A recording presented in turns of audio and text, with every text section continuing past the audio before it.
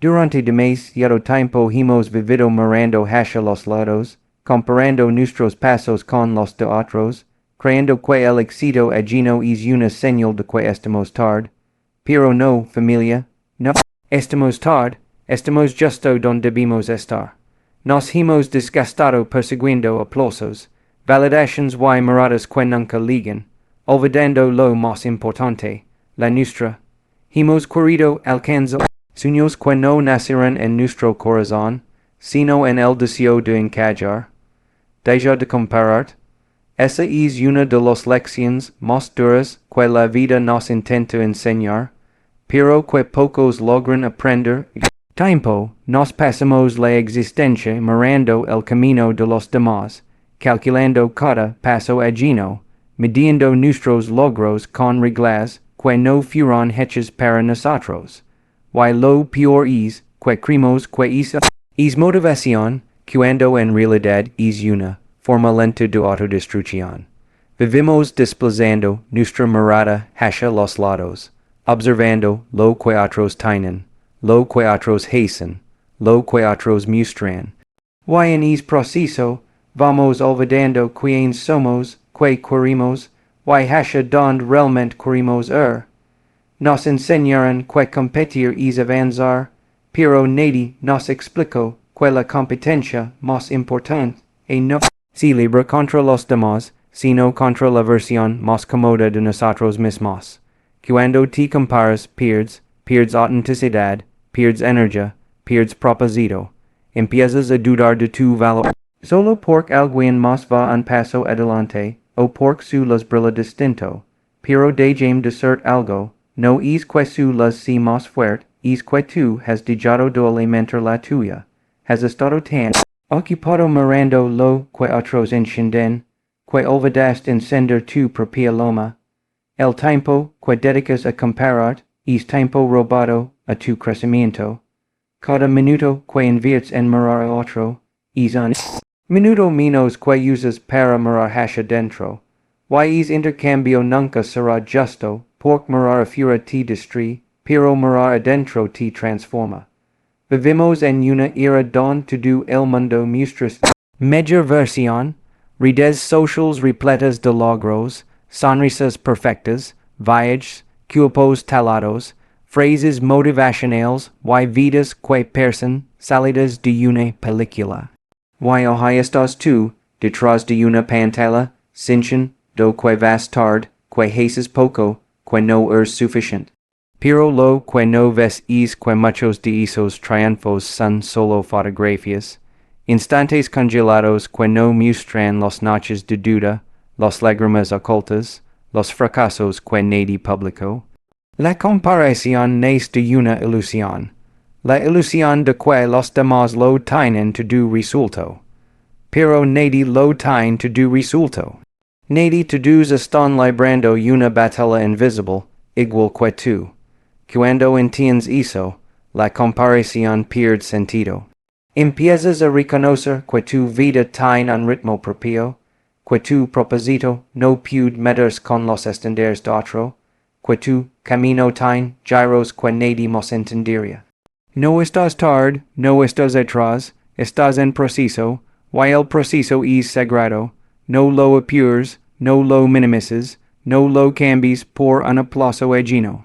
Tu proceso no necesita likes, necesita compromiso, necesita que te levantes, que sigas, que falles, que aprendas, que te perdones y que vuelvas a intentarlo.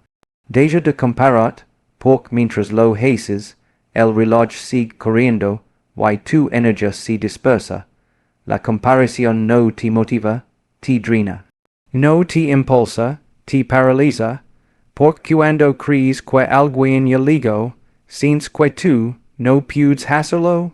Pero no, se trata de llegar antes, se trata de llegar fiel a ti, se trata de una versión tuya que te haga sentir paz, no competencia.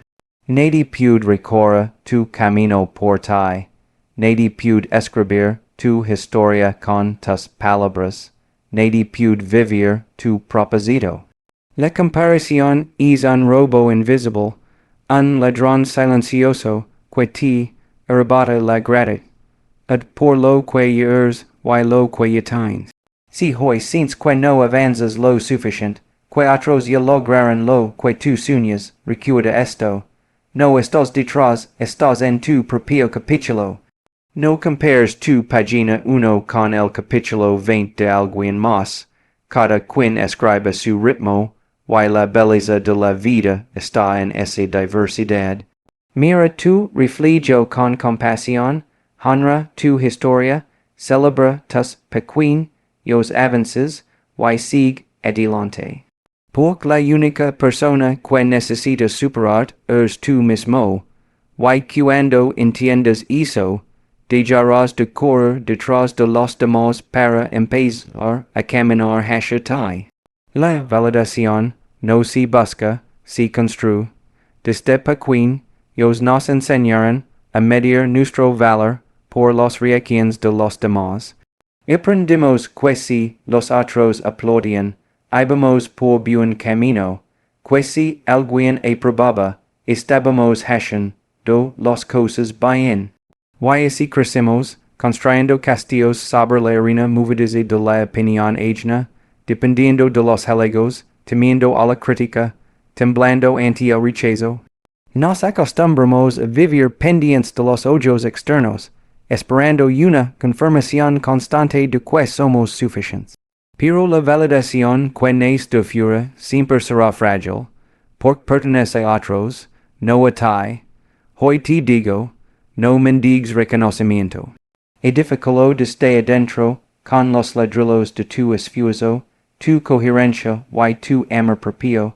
Cuando vives buscando validación, te conviertes en esclavo del aplauso. Empiezas a moldear para agradar, a silenciar tus verdaderas opiniones para encajar, a transformarte en una versión digerible de ti mismo. Pero eso no es crecimiento, es autoabandono. Cada vez que cambias tu esencia por aceptación, pierdes una parte de ti. No hay libertad en complacer a todos, porque quien vive para gustar termina olvidando que le gusta de sí mismo. Vivir para ser validado es caminar con grilletes invisibles, donde cada paso depende de la mirada de otro. No hay éxito que valga la pena, si en el camino te pierdes a ti. La validación real no es un premio, es un proceso. No llega de golpe, ni viene con aplausos. Se construye cada día en silencio, cuando cumples tus promesas aunque nadie te ve, cuando haces lo correcto aunque no te lo reconozcan, cuando te sostiens aunque el mundo no lo entienda. Es mirar al espejo, y sentir respeto, no por lo que tienes, sino por lo que estás construyendo. Validar no significa creer superior. Significa aceptar que no necesitas demostrar nada para tener valor.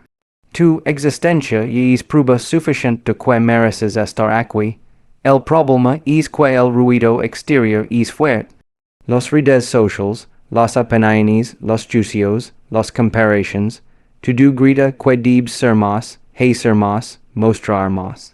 Y cuando no lo haces, sientes que fallas. Pero el silencio interior también tiene voz, una voz que susurra verdades más profundas, más honestas. Esa voz te dice que no necesitas demostrar tu brillo, solo mantenerlo encendido. Te dice que el valor no se mide en números, sino en la paz con la que duermes cada noche. Te recuerda que no naciste para ser aceptado por todos, sino para ser fiel a ti mismo. La validación que construyes tú mismo no depende de temporadas ni tendencias. Es un cimiento firme, cuando proviene del interior, ninguna crítica puede derrumbarte, y ningún aplauso puede mariarte. Porque ya sabes quién eres, y es conocimiento es poder. No es arrogancia, es claridad.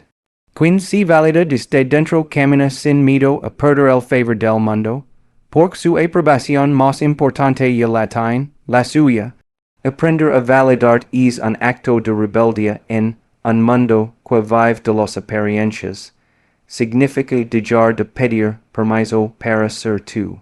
Significa aceptar que no todos te van a entender, y está bien, que no todos te van a apoyar, y también está bien.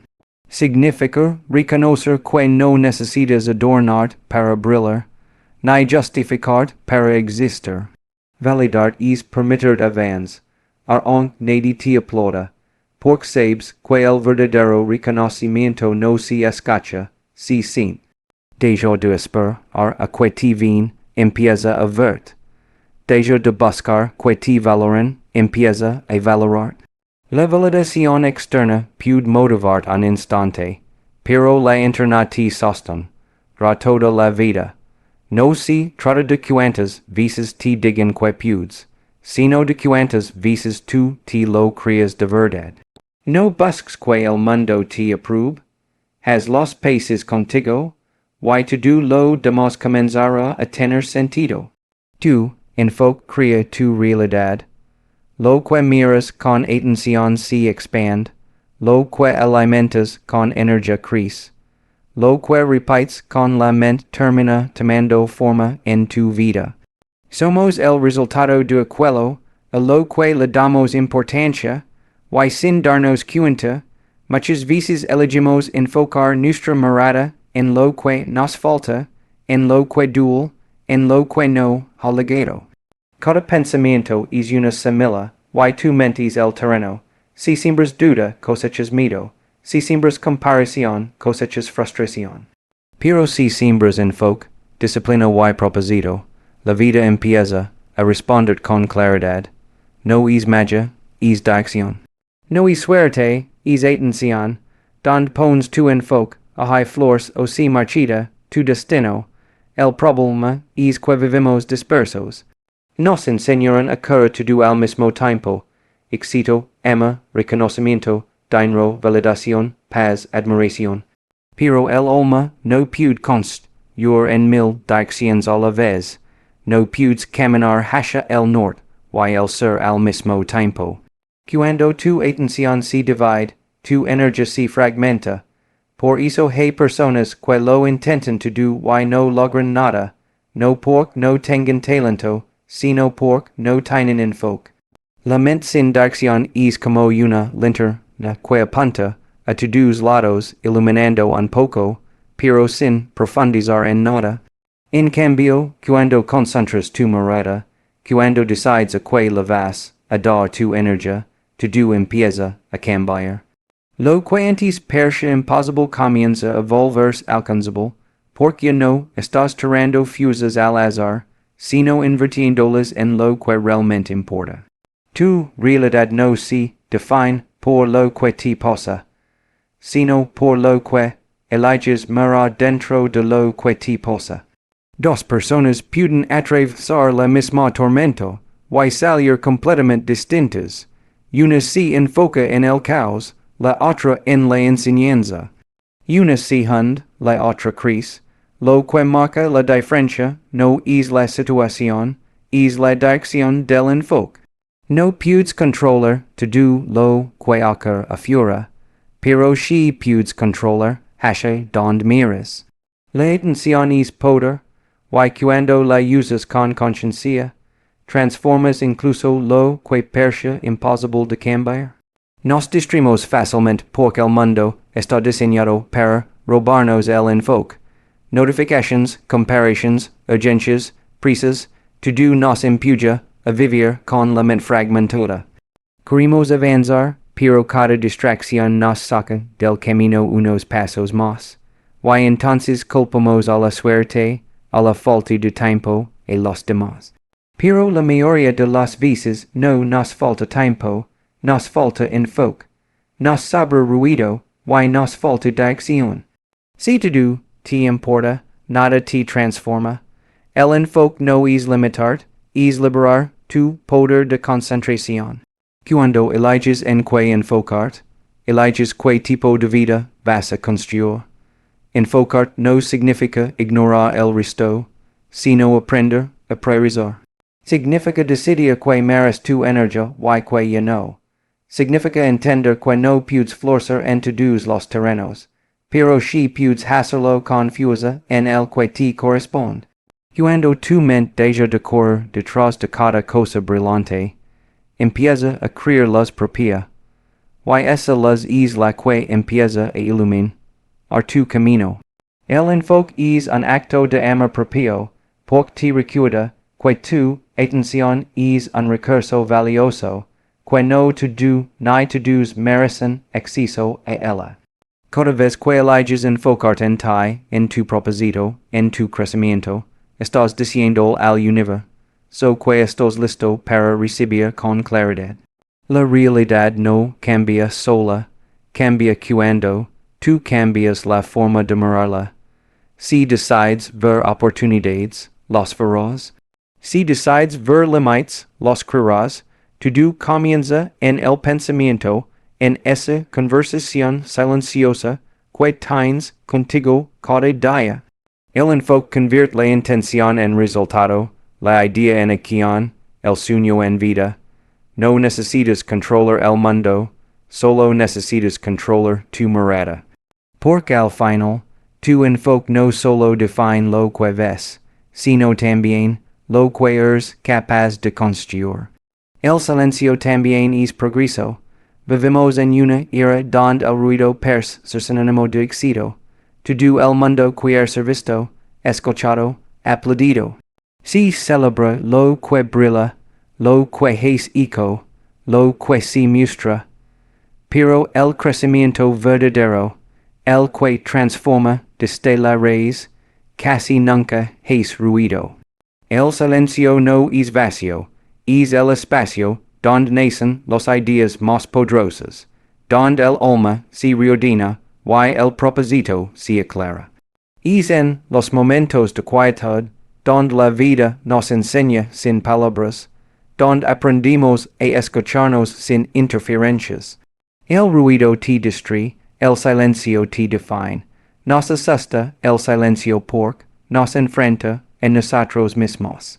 Nos hemos acostumbrado tanto a correr, a hablar, a llenar los vacíos con cualquier cosa, que cuando todo se detiene sentimos miedo.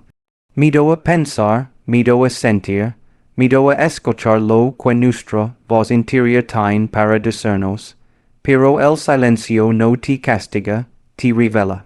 Te muestra las verdades que el ruido te ayudaba a ignorar, te recuerda las promesas que te hiciste y que has ido postergando.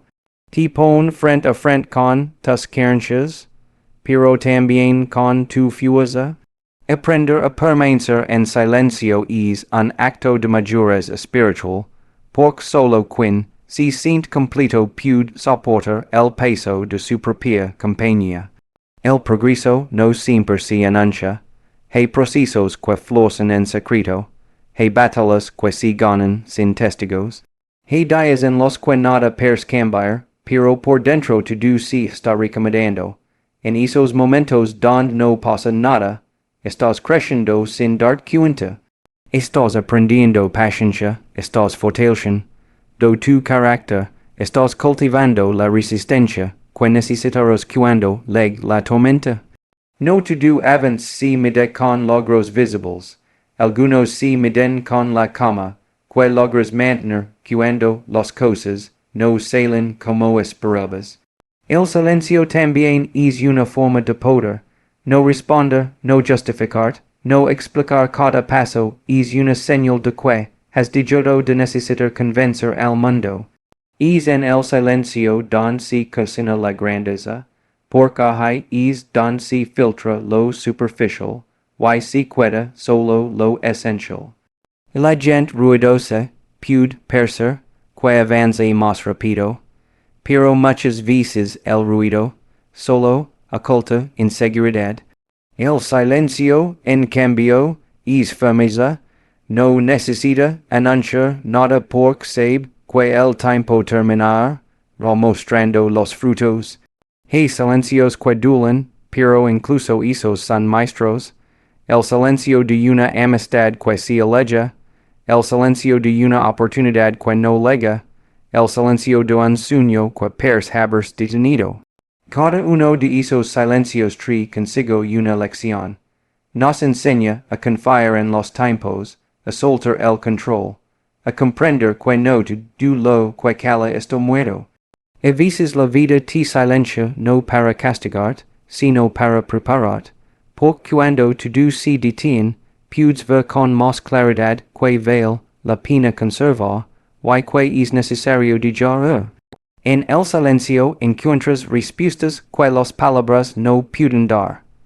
Descubres que no todo requiere reacción, que no todo merece una explicación. Te das cuenta de que la energía que gastas responde, yendo a cada estímulo es la misma que podrías usar para construir algo más grande. El silencio es disciplina emocional, es elegir no reaccionar impulsivamente, es observar sin juicio, es aprender a escuchar lo que no se dice. El ruido exterior busca tu atención, pero el silencio interior busca tu transformación. Quien aprende a estar en calma, incluso cuando el mundo grita, desarrolla una fuerza que no te puede romper. No necesitas demostrar tu progreso con palabras, ni anunciar tus pasos con sonidos.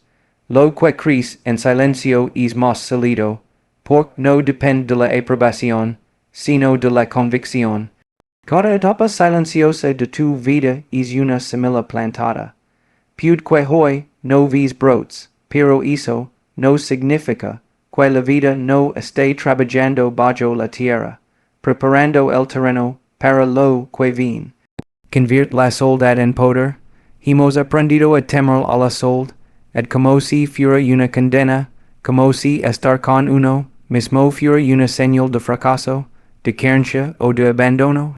Nos enseñaron que estar solos es sinónimo de estar incompletos, cuando en realidad la soledad es uno de los espacios más fértiles para el crecimiento personal. En la soledad no hay máscaras, no hay ruido, no hay distracciones, solo estás tú, con tus pensamientos, tus heridas, tus dudas y tus anhelos. Es ahí donde el alma deja de fingir, y comienza a hablar con verdad. La soledad no te rompe, te revela. En un mundo donde todo el tiempo se glorifica la conexión, donde todos buscan compañía para no sentirse vacíos, atreverse a estar solo es un acto de valencia. La mayoría huye del silencio porque tem lo que puede encontrar ahí dentro, pero el que aprende a habitar su propia compañía deja de depender de la presencia de otros para sentirse completo. La soledad bien vivida no te aísla, te centra, no te apaga, te ordena. Es en esos momentos de quiet, a donde empiezas a entender que te duele de verdad, que te mueve, que te inspira. Empiezas a distinguir entre lo que haces por costumbre y lo que haces por amor. Cuando logras estar bien contigo mismo, las relaciones cambian. Dejas de mendigar atención, dejas de aceptar migajas, dejas de intentar llenar tus vacíos con presencias temporales. Porque comprendes que la soledad no es un juego que se llena, sino un territorio que se explora. Quien aprende a estar solo, no teme a perder a nadie, porque entiende que la verdadera pérdida sería dejarse a sí mismo. La soledad te devuelve el poder de elegir, desde la abundancia, y no desde la necesidad. No eliges por miedo a quedarte sin compañía, eliges porque tú pas veil más que cualquier presencia que la perturbe. La soledad es el gimnasio del alma, es el lugar donde fortaleces tu carácter, donde practicas la paciencia, donde aprendes a sostenerte cuando nadie te sostiene. Es el espacio donde dejas de correr detrás de los demás y empiezas a caminar contigo. Ahí construyes la relación más importante de tu vida, la que tienes contigo mismo. Cuando aprendes a disfrutar tu compañía, la soledad, deja de dolor y comienza a nutrir, discovers que puedes ser tu propio refugio, tu propia cama, tu propio motor. Y no necesitas tanto del exterior porque te das cuenta de que, dentro de ti, hay más de lo que imaginabas. Pero para transformar la soledad en poder, primero hay que atravesarla. No se trata de distraer o anestesiar para no sentirla, sino de mirarla de frente. Hay noches en las que la soledad pesa como una piedra, en las que el silencio se siente ensordecedor, en las que las dudas te visitan una por una. Pero si te quedas, si no huyes, algo cambia. Empiezas a conocer en profundidad. Empiezas a entender por qué necesitas tanto a otros, por qué calas, por qué seeds, por qué teams. Y en esa comprensión nace la libertad, porque nadie que se conoce a sí mismo puede volver a depender de otro para sentirse valioso. La soledad también es una maestra. Te enseña que no todo lo que se va era necesario, que no todo lo que se queda te conviene, que hay caminos que deben recorrerse sin compañía para poder escuchar tus propios pasos. Te enseña que la plenitud no se encuentra en la multitud, sino en la conexión interna. Y cuando la aprendes, ya no buscas tu vida con gente, sino con propósito.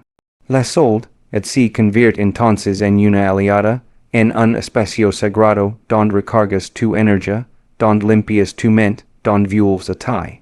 Y desde ahí, todo lo que compartas con otros ya no será desde la carencia, sino desde la abundancia de haber encontrado.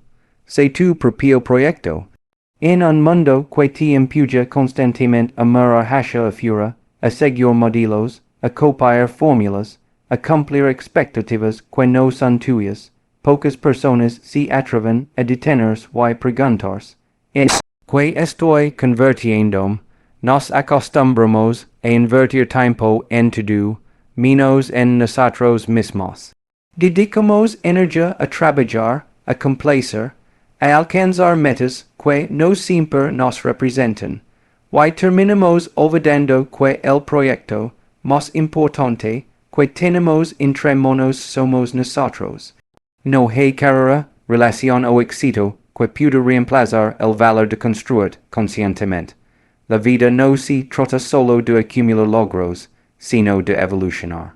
Ser tu propio proyecto no significa volverte un producto que debes perfeccionar, sino una obra en progreso que merece cuidado, paciencia y dedicación. Significa entender que no estás roto, pero sí en constante transformación, que no necesitas ser una versión mejor de nadie, sino una versión más honesta de ti. Cuando empiezas a ver como un proyecto, cambias la perspectiva, ya no buscas aprobación, buscas crecimiento, ya no compites, te desarrollas, ya no intentas impresionar, intentas entender. Te conviertes en tu propio laboratorio, en tu propio lienzo, en tu propia construcción. Cada día es una oportunidad para pulir una parte de ti. No tienes que reinventar de golpe, basta con comprometerte a mejorar un poco cada día. A veces el progreso es silencioso, invisible, lento. Pero sigue siendo progreso. Ser tu propio proyecto es aprender a observar sin juicio, reconocer tus errores sin castigarte, celebrar tus avances aunque nadie los ve. Es dejar de vivir esperando que alguien más venga a salvarte o a completarte, porque comprendes que esa responsabilidad te pertenece solo a ti. Y cuando la asumes, la vida empieza a responder con propósito. El crecimiento personal requiere disciplina, pero también ternura. No puedes construir una versión sólida de ti, si lo haces desde la exigencia o el desprecio. Tienes que tratar con la misma paciencia, con la que cuidarías algo frágil pero valioso. Porque lo eres. Ser tu propio proyecto es abrazar tus quedas como parte del proceso. Entender que el error también construye, que la duda también enseña, que la pausa también cuenta. No to-do si mide en resultados. A veces el avance más importante es el que sucede por dentro, cuando decides no render, cuando eliges seguir creyendo en ti aunque el mundo no lo haga. Invertir en ti no es egoísmo, es responsabilidad. No puedes dar lo que no tienes, no puedes amar sanamente si no te amas primero, no puedes inspirar si vives desconectado de tu esencia. Ser tu propio proyecto es comprometer con tu crecimiento emocional, mental, espiritual y físico. Es revisar tus pensamientos, tus hábitos, tus relaciones, y preguntar si realmente te están llevando hacia donde quieres ir. Es dejar de vivir en automático y empezar a actuar con intención. Es elegir cada día ser un poco más consciente, más auténtico, más tú. A veces crecer dual, porque implica soltar partes de ti, que ya no encajan con la persona que estás construyendo. Implica dejar atrás viejas creencias, amistades, rutinas, versions que te hicieron sentir seguro, pero que ya no te permiten avanzar. Es normal resistir, pero el cambio no es enemigo.